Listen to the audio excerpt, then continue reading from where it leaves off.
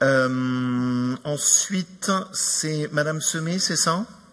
Vous avez la parole, Madame Semé. Merci, Monsieur le Président.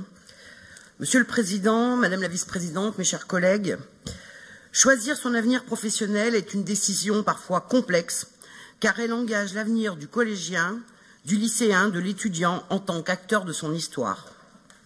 Mettre en œuvre la nouvelle compétence confiée à notre collectivité régionale en matière d'information et d'orientation nécessite de faire preuve d'ambition et d'audace.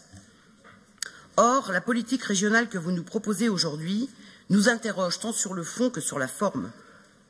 Votre conception de l'orientation professionnelle est identique à celle de la formation professionnelle. Répondre aux seuls besoins immédiats des entreprises en les plaçant comme les premiers acteurs dans le processus de construction du projet professionnel de nos jeunes. C'est ignorer les grands défis scientifiques, technologiques, sociétaux de demain.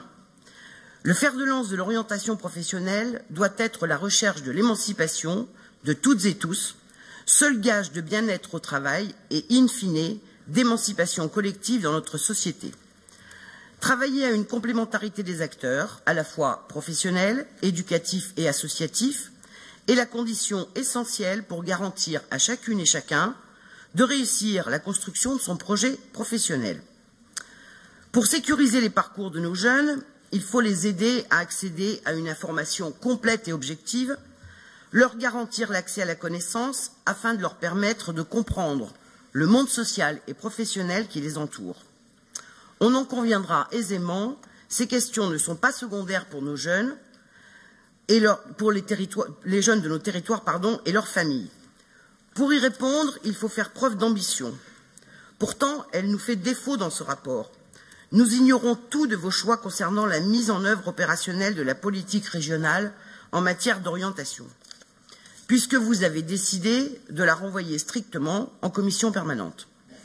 De fait, vous excluez les jeunes Auvergnats et Rhône-Alpins, représentés par l'ensemble des conseillers régionaux de la décision. Il s'agit ici d'une politique régionale majeure pour les jeunes de nos territoires. Ils méritent, ainsi que les élus régionaux, un débat démocratique qui garantisse la transparence des choix opérés par notre collectivité. Vous l'aurez compris, cette demande fera l'objet d'un de nos amendements. Le vote de notre groupe dépendra du sort qui lui sera réservé. Et puis, pour terminer, je voudrais dire à Monsieur le Président de la Commission orientation, formation tout au long de la vie, que je ne sais pas s'il a compris une unanimité le jour de la Commission.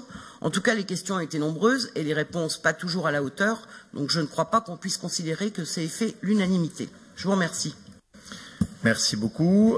Madame Paré, vous avez la parole.